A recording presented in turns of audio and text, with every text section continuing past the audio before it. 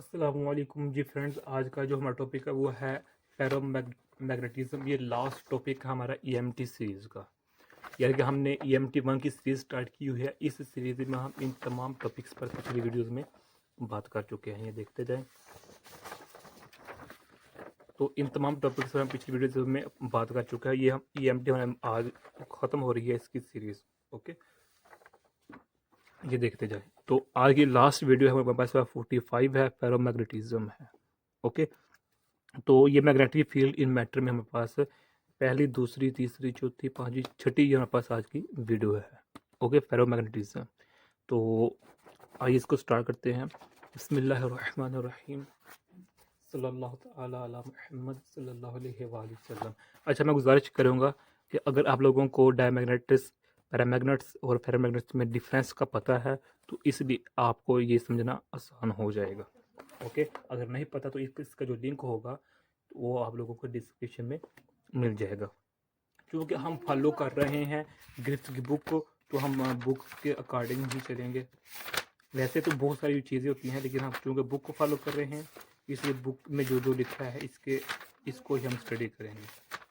Okay, तो ये देख लीजिए। ये है हमारे पास डायग्राम। ये हमारे पास डायग्राम है। ओके, इसको हम स्टोरी से लो कर्व कह लें या स्टोरी से लूप कह लें, वो आप लोगों की अपनी मर्जी है। तो अब हम यहाँ से स्टार्ट करते हैं। क्योंकि बुक को फॉलो करना है तो बुक के अकॉर्डिंग हम यहाँ से स्टार्ट करेंगे। ऊपर प्रेम कहानी लिखी हुई है उसको छोड़ दें। वो जो बातें लिखी हुई है वो मैंने बताई हुई है आप लोगों को पिछली वीडियोज़ में। अब यहाँ देखिए, simple way to accomplish this in practice is to wrap a coil of wire around the object to be magnetized, figure 27। Run a current I through the coil. This provides the external magnetic field pointing to the left in the diagram. As you increase the current, the field increases, the domain boundaries move, and the magnetization grows. Eventually, you reach the saturation point with all the dipole aligned, and further increase in the current has no effect on M figure 28.b। अब इसमें यह बताया गया है कि ये देखिए, ये हमारे पास एक डायग्राम है, ये हमारे पास बैटरी है। इस बैटरी को हमने अटैच किया हुआ है एक कॉइल के साथ। हमारे पास कॉइल है। ओके, यानी कि हमने क्या किया है कि हमने वायर को ऑब्जेक्ट है, ऑब्जेक्ट के अराउंड हमने वायर की कॉइल की हुई है। ओके, और हम उसको मैग्नेटाइज कर रहे हैं। मैग्नेटाइज किस तरह कर रहे हैं कि जब हम बैटरी को ऑन करेंगे तो जब इसमें से कन्वेंशनल करंट होगा तो कन्वेंशनल करंट के बीच मैग्नेटिक फील्ड्स भी होगा। उसकी वजह से जो हमारे पास ऑब्जेक्ट होगा वो क्या होगा, मैग्नेटाइज्ड हो जाएगा। अब ये मैग्नेटाइज्ड किस तरह होता है, कैसे होता है, ये लोग आप लोगों को पहले बताना चाहिए। अगर छोटी छोटी बातों का नहीं पता तो फिर माजरत कर सकते हैं। क्योंकि ये देखिए, मैग्नेटाइजेशन में हमने बताया हुआ है, इस वीडियो में हमने डिटेल से बताया हुआ है कि मैग्नेटाइजेशन क्या होती है। कि जब हम किसी ऑब्जेक्ट को एक्सटर्नल मैग्नेटिक फील्ड के अंदर रखते हैं तो उसमें मैग्नेटाइजेशन हो जाती है। सिंपल वर्ड आप यही समझ लें। ओके, तो अब ये कहा गया है कि run a current through the coil the external magnetic field as you increase the current the field increase. ये देखेंगे, ये इंपॉर्टेंट बात है। As you increase the current the field increase, यानी कि जैसे जैसे इस बैटरी के थ्रू आप करंट की वैल्यू इंक्रीज करते जाएंगे, इस जो ऑब्जेक्ट है इसके इर्द गिर्द जो हमने कॉइल की है, इसके जो मैग्नेटिक फील्ड है उसकी स्ट्रेंथ भी इंक्रीज होती जाएगी। The domain boundaries move and the magnetization grow. और इस तरह जैसे जैसे हम करंट बढ़ाते जाएंगे या अदर वर्ड्स मैग्नेटिक की फील्ड्स बढ़ाते जाएंगे, इंक्रीज करते जाएंगे, तो जो ऑब्जेक्ट की मैग्नेटाइजेशन है वो भी इंक्रीज करती जाएगी, ग्रो होती जाएगी। ओके, तो फिर एक ऐसा वक्त आएगा, you reach the saturation point. तो अब एक ऐसा पॉइंट आएगा कि एक जहाँ जिस पॉइंट को हम सैचुरेशन पॉइंट कहते हैं। वो सैचुरेशन पॉइंट क्यों कहते हैं? With all the dipole aligned and further increase in the current has no effect. कि अब करंट के मजीद और इंक्रीज करने से, करंट जितना मर्जी इंक्रीज करे, अब उस पॉइंट पर कोई इफेक्ट नहीं होगा। उस पॉइंट को हम सैचुरेशन पॉइंट का नाम देते हैं। यानी कि अगर आप देखें ना, अगर ये देखें, चलिए पंजाबी में समझते हैं। ये साढ़े को गिलास ये पानी है। ओके, अगर ये चीनी पाते जावांगे, शुगर डालते जावांगे, तो एक ऐसा वक्त आएगा कि ये अंदर शुगर घोलना, यानी कि सोल्व करना हमारे लिए इम्पॉसिबल हो जाएगा कि होर चीनी जो शुगर है वो सोल्व नहीं होएगी। ਤੇ ਜਿਹੜਾ ਉਹ ਪੁਆਇੰਟ ਜਿੱਥੇ ਸ਼ੂਗਰ ਨੂੰ ਮਜ਼ੀਦ ਐਡ ਕਰਨ ਦੇ ਨਾਲ ਜਿਹੜੀ ਇਹਨਾਂ ਸਾਡੇ ਸ਼ੂਗਰ ਐਡ ਯਾਨੀ ਕਿ ਸੋਲ ਨਹੀਂ ਹੁੰਦੀ, ਉਸ पॉइंट को ਅਸੀਂ कहते हैं सैचुरेशन पॉइंट या सैचुरेटेड पॉइंट। ओके, तो उस पॉइंट को हम कहते हैं जब शुगर को डालने तो वो मज़ीद सोल ना हो, उस पॉइंट को हम कहते हैं सैचुरेटेड पॉइंट या सैचुरेशन पॉइंट। ओके, तो यही बात इधर बताई गई है। Okay, no effect O M. अब वो क्या है, वो फिगर इसमें बताया गया है, वो ये है, ये देखें हमने एक्स एक्सिस के अलॉन्ग लिया हुआ है करंट को। आप इधर बी भी लिख सकते हैं, मैग्नेटिक फील्ड भी लिख सकते हैं, या करंट लिख लें, या फिर इधर आप एच लिख लें, आई लिख लें, एच लिख लें, मैग्नेटिक फील्ड लिख लें, जो मर्जी लिख लें, आप लोगों की मर्जी है, एक ही बात है। तो वाई एक्सिस में हमने ये एम लिख लिया हुआ है, कैपिटल एम। ये किसको शो करता है, मैग्नेटाइजेशन को शो करता है कि ऑब्जेक्ट कितना मैग्नेटाइज हुआ है। अब हमारे पास ही देखें, ये हमारे पास सेंटर है, सेंटर को हम ने ये नाम दिया है ए का। इस पर जब था तो जब हम उस ऑब्जेक्ट पर मैग्नेटिक फील्ड्स, ये ऑब्जेक्ट है, इस ऑब्जेक्ट पर जब हम एक्सटर्नल मैग्नेटिक फील्ड अप्लाई करते जा रहे हैं तो ये ऑब्जेक्ट आहिस्ता आहिस्ता क्या होता जा रहा है, मैग्नेटाइज होता जा रहा है। तो फिर एक ऐसा टाइम आएगा कि जो ये ऑब्जेक्ट होगा ये मज़ीद मैग्नेटाइज नहीं होगा। ओके, मजीद, तो उस पॉइंट को हम कहते हैं सैचुरेशन पॉइंट या सैचुरेटेड पॉइंट। ओके, कि हम क्या करते जा रहे हैं, इंक्रीज करते जा रहे हैं करंट की वैल्यू को। करंट की वैल्यू को करना, इंक्रीज करने का मतलब कि हम मैग्नेटिक फील्ड्स को हम इंक्रीज करते जा रहे हैं। ओके, इसकी स्ट्रेंथ इंक्रीज करते जा रहे हैं। मैग्नेटिक फील्ड्स को इंक्रीज करने से ऐसा पॉइंट आएगा कि अब इस करंट की इंक्रीज करने से या मैग्नेटिक फील्ड की इंक्रीज करने से अब इस पर कोई इफेक्ट नहीं पड़ेगा। इस पॉइंट को हम सैचुरेटेड पॉइंट या सैचुरेशन कहते हैं। डन हो गया। अच्छा जी, नो अब suppose you reduce the current. अब हम क्या करते हैं कि इस करंट को रिड्यूस करते हैं। करंट को रिड्यूस करने का मतलब कि हम मैग्नेटिक फील्ड्स को रिड्यूस करते हैं। Okay, instead of tracing the path back m is equal to 0 there is only a partial return to randomly oriented domains। m decreases but even with the current off there is some residual magnetization point C. अब इसका मतलब क्या है कि अब जैसे हमने current को या मैग्नेटिक फील्ड को इंक्रीज किया था, अब हम वैसे ही डिक्रीज करते जा रहे हैं। होना तो ये चाहिए था कि अब ये पॉइंट जैसे इंक्रीज करता हुआ ऐसे गया था, इसी को ऐसे वापस आ जाना चाहिए था, होना ऐसे चाहिए था। लेकिन अब ये कर्व हो क्या होगी, ऐसे आएगी। अब ये है इस पॉइंट पी पर जब होगा हमारे पास जो करंट वो ज़ीरो हो जाएगा, यानी कि मैग्नेटिक फील्ड्स का जो इफेक्ट होगा वो क्या होगा, वो ज़ीरो हो जाएगा। लेकिन ये क्या शो कर रहा है कि मैग्नेटाइज फिर भी रहेगा ऑब्जेक्ट। यानी कि अजीब बात है ना, एक उसके ऊपर एहसान किया, उसको मैग्नेटाइज किया, जब उसको हमने हटाया मैं करंट को तो वो कहता है मैंने तो मैग्नेटाइज ही रहना है। ओके, यानी कि ये अकड़ गया है आगे से। तो अब क्या हमने मैग्नेटिक फील्ड को ख़त्म कर दिया, तो ये ऑब्जेक्ट चलो 80 नहीं 60 नहीं, चलो कह लेते हैं 30%, 30% ये ऑब्जेक्ट फिर भी क्या रहेगा, मैग्नेटाइज्ड रहेगा। कब, जब हम मुकम्मल तौर पर इसको क्या कर देंगे, ज़ीरो कर देंगे करंट को या फिर मैग्नेटिक फील्ड्स को। ओके, ये मेरे पास सी पॉइंट है। तो इस पॉइंट को हम कहते हैं रिटेंटिविटी पॉइंट।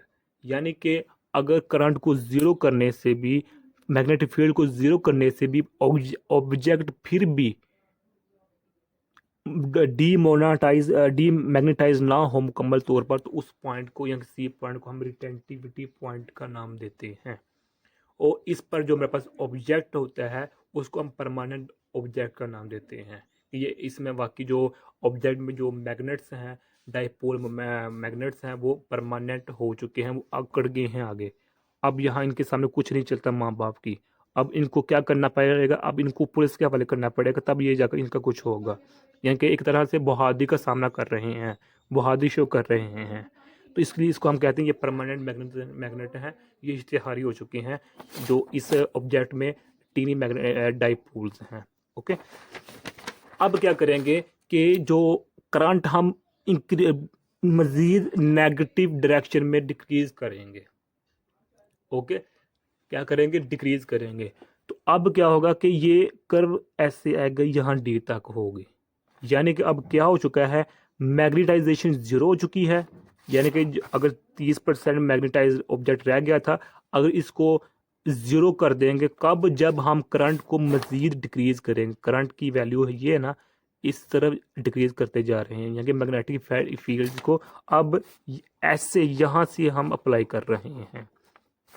ओके, तो ऐसा पॉइंट आएगा जहां पर पास ये ऑब्जेक्ट टोटली तौर पर क्या होगा, डीमैग्नेटाइज्ड हो जाएगा। अब कोई भी इसमें मैग्नेटाइजेशन वाला कंपोनेंट नहीं रहा, तो ये मेरे पास डी पॉइंट होता है। तो अब अगर फिर हम मज़ीद इस मैग्नेटिक फील्ड इंक्रीज करते जाएं स्ट्रेंथ की, यानी कि इन अदर वर्ड्स हम करंट को इंक्रीज करते जाएं, तो फिर ऐसा एक पॉइंट आएगा कि अब जो हमारे पास ऑब्जेक्ट है इसको हम मज़ीद डीमोनेटाइज नहीं कर सकते, डीमैग्नेटाइज नहीं कर सकते। ओके, तो उस पॉइंट को हम नाम देते हैं, ये हमारे पास क्या है, सैचुरेशन पॉइंट है। ओके, यानी कि इसमें इसमें बेसिक डिफरेंस क्या है, अगरचे इस पॉइंट पर जो हमारे पास टीनी डायपोल्स हैं, जो इस ऑब्जेक्ट है वो ख़त्म हो चुके हैं, यानी कि मैग्नेटाइजेशन ज़ीरो हो चुकी है, लेकिन फिर भी हम नेगेटिव वे में करंट देते जा रहे हैं, मैग्नेटिक फील्ड स्ट्रेंथ इंक्रीज करते जा रहे हैं। तो एक ऐसा पॉइंट आएगा कि अब मज़ीद उन डायपोल्स को हम नेगेटिव डायरेक्शन में मज़ीद और अलाइन नहीं कर सकते। ओके, यही ऑब्जेक्ट है। तो ऐसे पॉइंट को हम कहते हैं सैचुरेशन। अब इसमें और इसमें क्या फ़र्क है, बेसिक यही फ़र्क है कि हम पॉजिटिव करंट है, इधर नेगेटिव करंट है, बस यही फ़र्क है इसमें। अब क्या करेंगे कि अब करंट को पॉजिटिव साइड पर इंक्रीज करते जाएंगे, यानी कि हम क्या करते जाएंगे, अब पहले इधर देते जा रहे थे, अब फिर यहाँ से करंट आहिस्ता आहिस्ता देते जाएंगे और इसको रिड्यूस करते जाएंगे आहिस्ता आहिस्ता। फिर क्या होगा, फिर एक ऐसा पॉइंट आएगा, एफ पॉइंट आएगा, कि जहाँ पर मैग्नेटाइजेशन तो ज़ीरो हो जाएगी, यानी कि जो ऑब्जेक्ट होगा वो फिर नॉर्मल अंदाज में हो जाएगा, रैंडमली जिस तरह पहले पड़ा हुआ था, पहली स्टेज में था, कि अपनी मर्जी के मुताबिक, इसके ऊपर कोई फोर्स नहीं है, रैंडमली मैग्नेट डाइपोल्स पड़े हुए हैं। तो उस पॉइंट, ये हमारे पास एफ पॉइंट होगा। ओके, सॉरी, यानी कि इसमें क्या होगा कि जैसे हम इस सैचुरेशन पॉइंट से क्या होगा, यानी कि अब हम दोबारा फिर देखते हैं इसको कि इस ई पॉइंट पर क्या था, कि ये मेरे पास इस फील्ड में मेरे पास कहते जो मैग्नेटाइज इस तरह थे मेरे पास टीनी डायपोल्स, ओके, मुकम्मल तौर पर अलाइंड थे, इसलिए इसको हम सैचुरेशन पॉइंट कहते हैं, जिसमें 100% क्या हो, अलाइंड हों। जब यहाँ से हम यहाँ आएंगे, यानी कि इसका मतलब क्या है कि इसको हम ख़त्म करते जाएंगे, अब इस मैग्नेटिक फील्ड को इंक्रीज करते जाएंगे, यानी कि पॉजिटिव वे में करंट बढ़ाते जाएंगे। तो क्या होगा, एक एफ पॉइंट आएगा। अब ये एफ पॉइंट क्या शो कर रहा है, सी पॉइंट को शो कर रहा है, लेकिन ऑपोजिट शो कर रहा है। तो यानी कि अब क्या होगा, अगरचे यहाँ एफ पॉइंट पर इस की वैल्यू को हमने इंक्रीज कर दिया है, यानी कि अगर दूसरे इन अदर वर्ड्स में मैं ये कहूँ कि जो हमारे पास था करंट, उसको हमने माइनस से प्लस में ले आए हैं, लेकिन फिर भी इसके बावजूद क्या होगा, इस ऑब्जेक्ट में कुछ ना कुछ जो होगी ना मैग्नेटाइजेशन वो रहेगी। ओके, इस डायरेक्शन में कुछ ना कुछ रहेगी, अगरचे यानी कि कुछ जो डाइपोल्स होंगे वो अपने आप को अलाइन करेंगे, लेकिन ज़्यादातर इसी डायरेक्शन में ही रहेंगे, मैग्नेटाइज्ड ही रहेंगे।